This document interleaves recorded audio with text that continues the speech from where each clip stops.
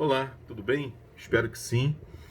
Eu sou o Reverendo Diego, nós estamos na Escola Bíblica Dominical da UPA, dos adolescentes da Igreja Presbiteriana de Botafogo. É domingo, né, o dia em que essa aula vai ao ar, dia 20 de agosto, e a gente está aqui para poder continuar a conversar sobre os encontros e os desencontros de Jesus. Como é que foi isso, né? A gente tem conversado nesse tema ao longo desse período. Hoje a gente está indo para a quinta aula. Eu vou lembrar aqui rapidinho o que a gente já conversou anteriormente com o Daniel e com a Letícia, e a gente vai entrar na aula de hoje. Então, na primeira aula, por exemplo, algumas semanas atrás, você encontra ela aí na playlist do nosso YouTube, a gente conversou sobre o fato de Jesus não fazer acepção de pessoas, não fazer distinção de pessoas. Jesus não tem dia, não tem hora, não tem um tipo específico de pessoa com quem ele se encontra, ou seja, ele está aberto para o diálogo, para o encontro com qualquer tipo de pessoa, de qualquer lugar,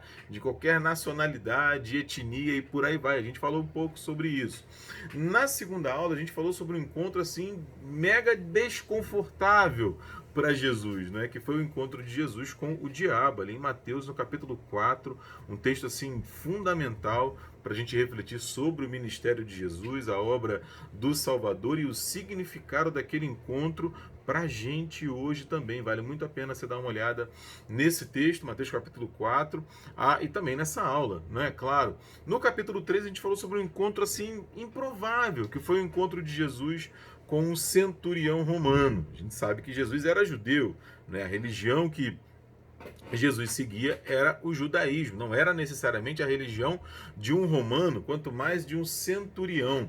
E aí Jesus fala algumas coisas para aquele rapaz que ainda hoje abençoam a nossa vida. Então, assim, eu recomendo demais que você veja essa aula também. E na semana passada, com o Daniel, a gente falou um pouco sobre o encontro de Jesus com um leproso e como aquela doença, né? Na verdade, uma doença que existe até hoje, infelizmente, também é uma doença muito ruim, né? E assim, o paralelo, a correlação entre a lepra e o pecado no texto, por favor, né? A gente está falando do texto bíblico, né? De como essa doença ela pode ser comparada naquele texto com o pecado que eventualmente habita na gente e nos contamina e nos afasta de Deus. É um tema muito importante que a gente vai ver várias vezes ao longo dos evangelhos e aqui também. Beleza? Então vamos lá.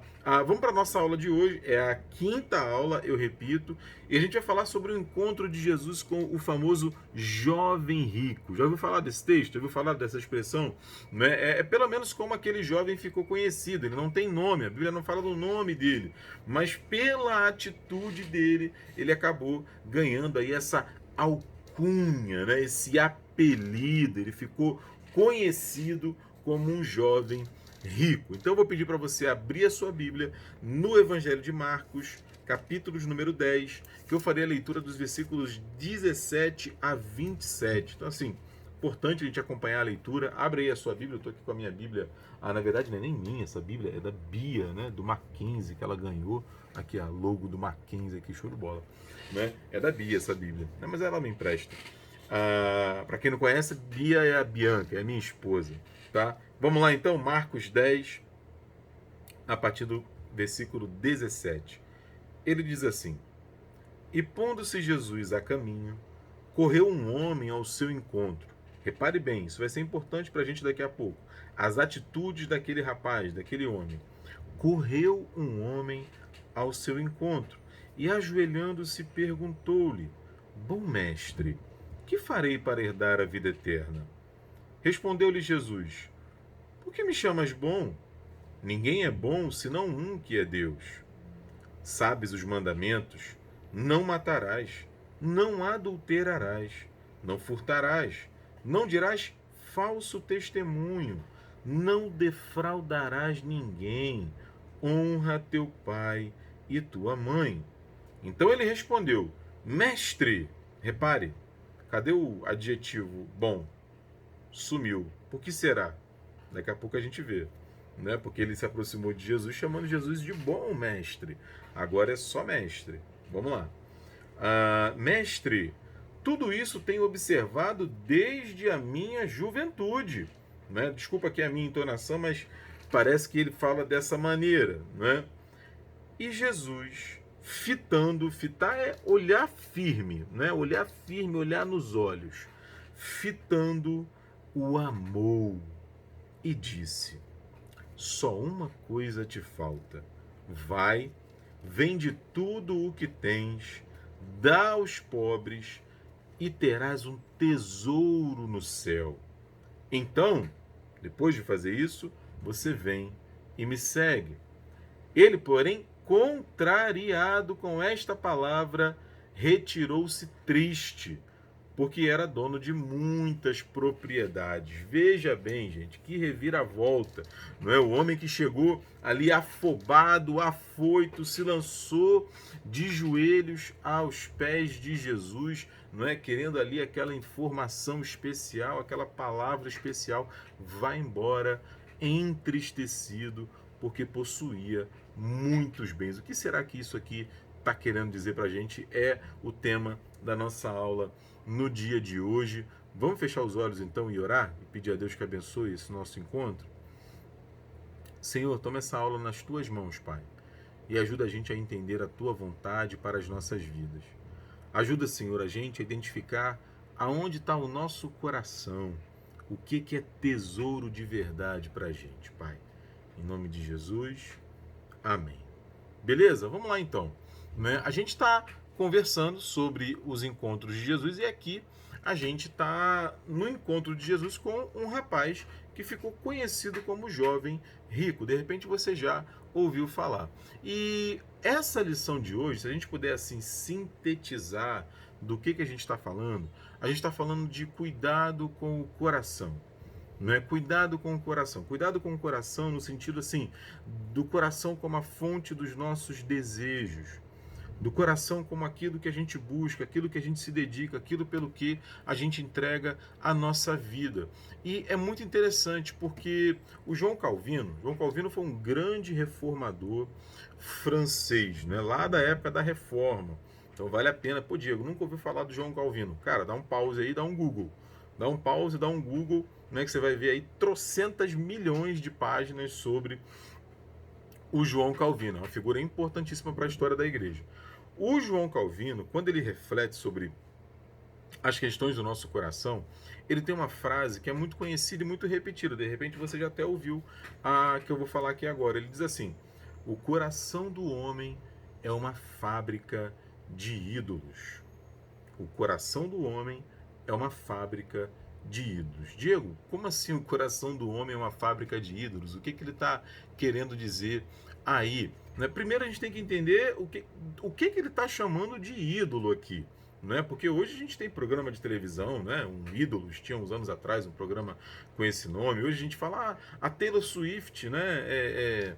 É um ídolo para mim, ela é espetacular. O Coldplay é muito legal. É aquele cantor, aquele artista, aquele pintor e tal. Poxa, eu acompanho, eu gosto e tal. E a gente chama essa galera de ídolos, né? Não é nessa conotação, nesse significado que o João Calvino se refere ao nosso coração como uma fábrica de ídolos. Não, não é? O João Calvino está se referindo, ele está usando essa palavra no seu significado anterior a esse que nós damos hoje. Né? O ídolo, no passado, e a gente vai ver isso daqui a pouco, né? Ele era uma espécie de divindade. Era alguém que era adorado como um próprio Deus. Não é? E aí o que a Bíblia vai dizer? A Bíblia vai dizer em todo tempo que nós não devemos ter outros deuses diante de nós. Não é? Nós não devemos ter ídolos diante de nós. E é nesse sentido que o João Calvino está falando. Sabe por quê, gente? A gente vai fabricando esses ídolos no nosso coração, marcado pelo pecado, porque a gente imagina que esses ídolos, sejam eles quais forem, não é? Diferentes de Deus, esse é o ponto, eles vão nos dar aquilo que a gente busca.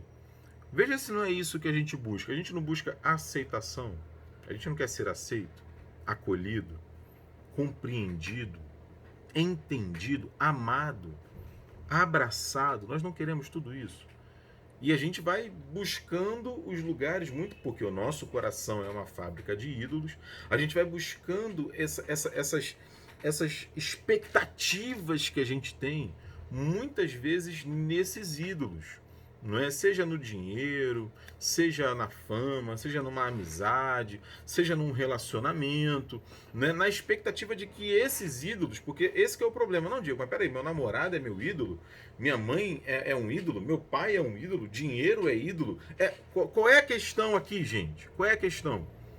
Se tem alguma pessoa, alguma realidade, alguma coisa que eu deposito as minhas expectativas além de Deus, isso se torna um ídolo. Esse é o ponto aqui. Então, sim, de fato, lamentavelmente, né, o meu pai, a minha mãe, o meu irmão, a minha esposa, o meu marido, o meu namorado, né, a menina que eu sou namorado e tal. Se a minha esperança de aceitação, de compreensão, de amor, de acolhimento está nessa pessoa, aí eu tenho um problema e ela pode sim se transformar num ídolo. Sabe por quê, gente? Primeiro porque a Bíblia fala, e a gente vai falar isso daqui a pouco, a gente vai ver isso daqui a pouco. Mas em segundo lugar, né, porque nada e nenhuma dessas realidades, nenhuma dessas pessoas pode nos dar aquilo que só Deus pode dar. Então, assim, esse é o tema da nossa lição hoje, né? Se a gente pudesse resumir aí em 3, 4 minutos, né? Mas vamos aprofundar um pouco mais, né? Então, assim, Diego, qual é o tema da aula de hoje? Cuida do coração. Cuida do coração. Porque é o autor de Provérbios quem vai dizer, por exemplo, se eu não me engano, é Provérbios capítulo 4, versículo 13, não me lembro agora, né? Mas ele fala para a gente guardar o nosso coração, porque é do nosso coração que provém as fontes da nossa vida. Sobre tudo que se deve guardar, guarda o coração. Por quê? Vamos ver isso então, como que isso acontece no texto, beleza? Vamos lá. Primeiro, a primeira coisa que a gente vê aqui é uma grande expectativa. É uma grande expectativa daquele jovem, né? A gente percebe no texto que ele, por exemplo, ele é um cara que tem recursos, ele é um cara que tem muitas propriedades, ele tem dinheiro, money, bufunfa, né? Ele é alguém que se esforçava para ser uma pessoa boa.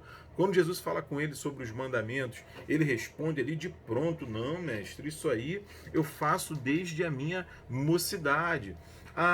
E ele era alguém que de alguma maneira, de alguma forma, reconhecia quem era Jesus.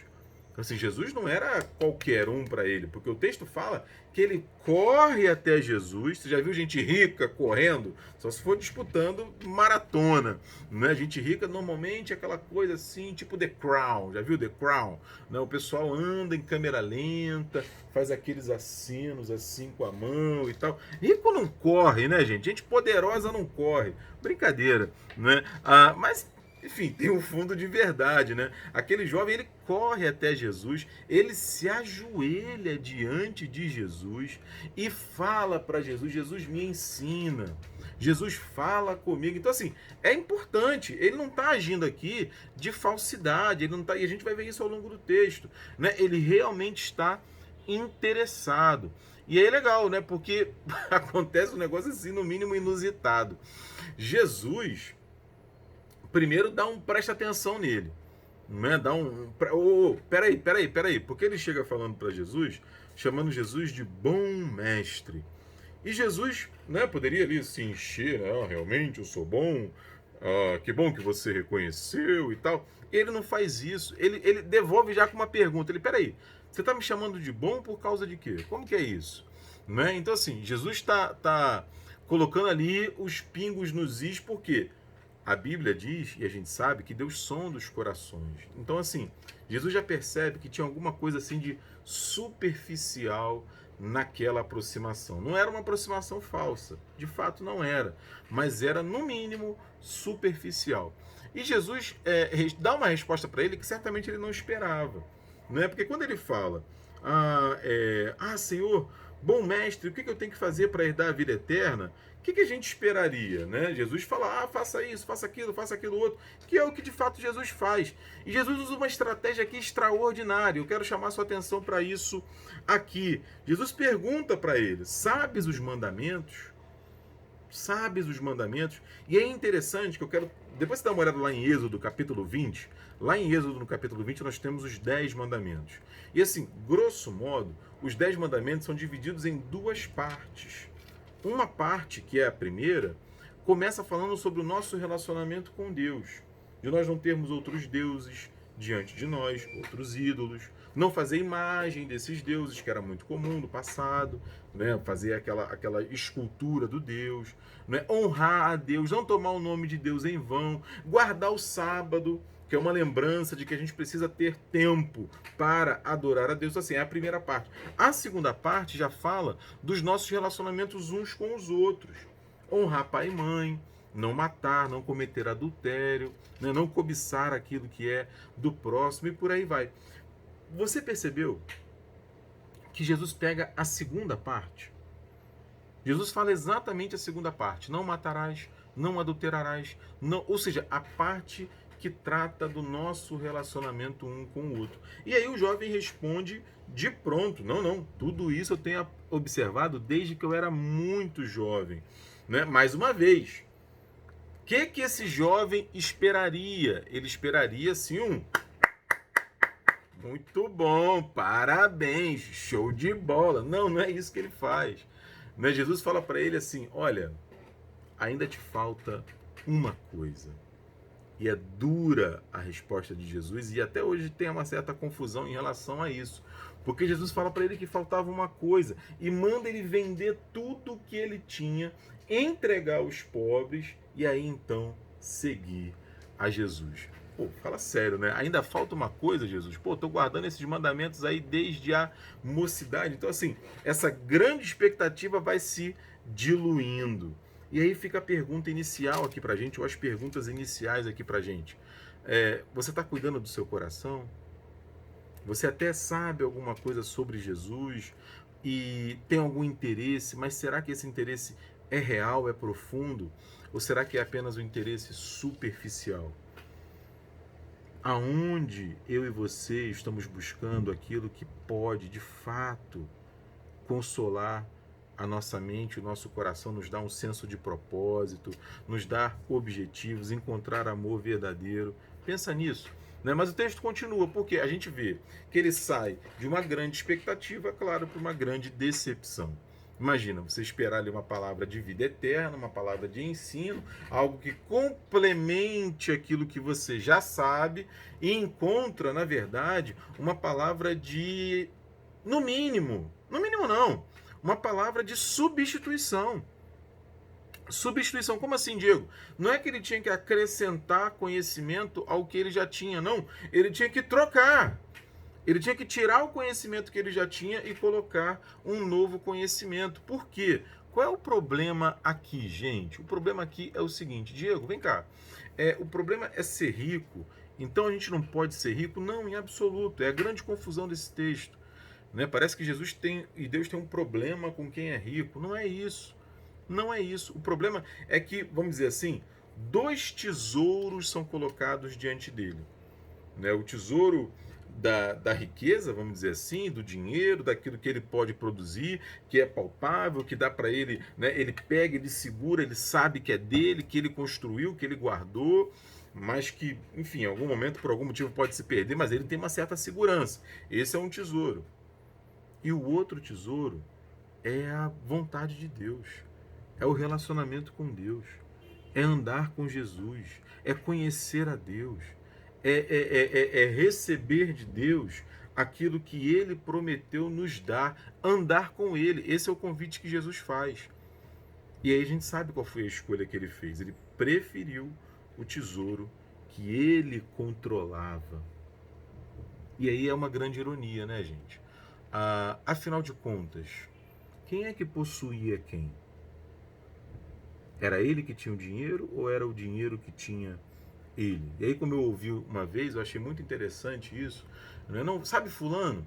Fulano é tão pobre, mas tão pobre, que só tem dinheiro. Ou seja, é uma pessoa eventualmente rica financeiramente, mas pobre espiritualmente. É isso, né? O problema, eu insisto, não é o dinheiro. A gente tem várias personagens bíblicas que eram muito ricas. Pensa em Abraão, por exemplo, no Antigo Testamento. Pensa em Davi, né? Ele era um rei poderoso. Pensa em Lídia, né? Ela era uma comerciante que vai aparecer ali nos Atos dos Apóstolos. Era uma mulher rica. Então, assim, José de Arimateia, que oferece o seu túmulo, né, que ainda não havia sido usado para Jesus ser enterrado. Então, assim, era um homem muito rico. O problema não é o dinheiro, o problema é aonde está o coração. Porque a Bíblia diz que aonde estiver o nosso tesouro, aí estará também o nosso coração.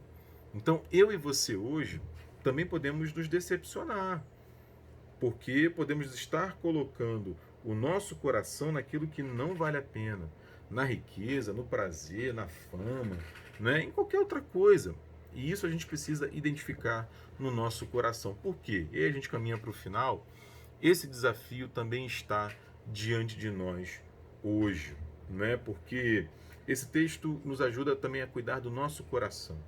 Se você for olhar a continuidade do texto, até o versículo 27, você vai ver que os discípulos estavam presenciando aquela cena. E aquela cena impactou eles também. A ponto de Jesus dizer: olha, é muito difícil para o rico entrar no reino dos céus. E mais uma vez, o problema não é o dinheiro. O problema é que o rico tem a tendência a colocar a confiança dele no seu dinheiro. Você já deve ter ouvido alguém falar isso. Não, meu Deus é o meu dinheiro. Quem sabe sou eu da minha vida, e bate no bolso assim normalmente. Esse é um grande equívoco, não é? Porque aquele jovem, ele vai embora muito triste porque ele confia muito nas suas riquezas. E aí, gente, a gente precisa pensar: poxa, Diego, então assim, eu não posso querer ser rico, né? Eu não posso querer ter uma vida confortável, eu não posso querer ter uma família, querer ter filhos, eu não posso querer me casar, fazer uma boa faculdade, viajar, né, e tal. Cara, é claro que a gente pode tudo isso. O problema não é esse. O problema é se nós estamos dispostos a negociar, a abandonar os valores eternos do Evangelho por aquilo que é passageiro. Esse é o ponto. E para isso, a gente precisa cuidar do nosso coração. Pensa aí. Se Jesus encontrasse comigo e com você hoje, e ele fizesse essa pergunta: Diego, você até sabe um pouco sobre mim, mas algumas coisas te faltam, ou alguma coisa te falta. O que será que ele ia dizer para mim ou para você? Pensa nisso e que Deus te abençoe. A gente se encontra num outro dia. Amém? Vamos orar? Obrigado, Senhor, pela tua palavra e que ela frutifique no nosso coração. Cuida, Pai, da nossa mente, cuida da nossa vida contigo. Em nome de Jesus, amém. Amém? Deus te abençoe, viu? Até mais.